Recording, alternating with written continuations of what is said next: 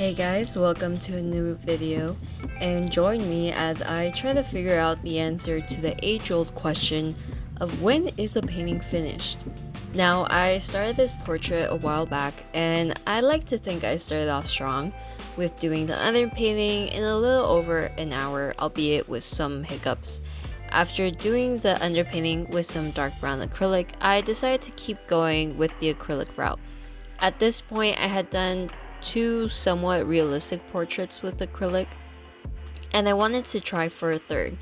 However, this time I would be going for a monotone look that I've never really tried with paint.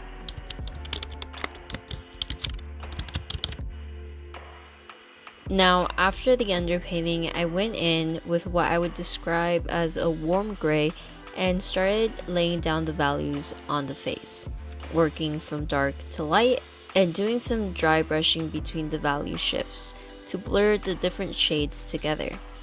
And I kept this going until I had covered most of the face. Although the layers were still quite thin and see-through, I felt like it was a good starting point. So with those base layers done, I went in and started refining. I started with the eye, in which I made the pupil a bit too small, and then kept refining outwards to the eyelids and nose and so on. After this bit though, I decided I wanted to cool the portrait down and made it closer to a true gray rather than a warm one. However, this may have been the start of my downfall, and the point in which I began to understand why Leonardo da Vinci took 14 years to paint the Mona Lisa, because after this, nothing quite felt right.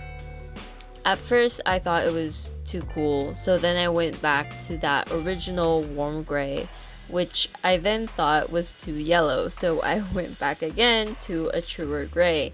And ultimately, I did not film a lot of this back and forth because it felt like a hassle at that point.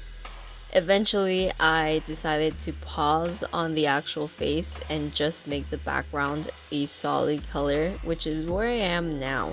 I couldn't call this painting finished, not with the still semi-translucent layers and the uneven color and all the other things I could nitpick about the painting. So while I am finished with this painting for now, this painting is far from done.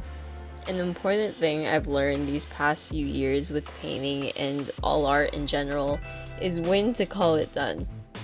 Whether I call it done because I think rendering or adding more details would further and unnecessarily overcomplicate the work, or because working on it any further would result on unnecessary stress. And I am of the belief that if struggling with a piece, sometimes it is best to just let it go, whether that's for a few days or even a few months, and come back to it with a clear head. So until that time comes, this will be the state of the painting.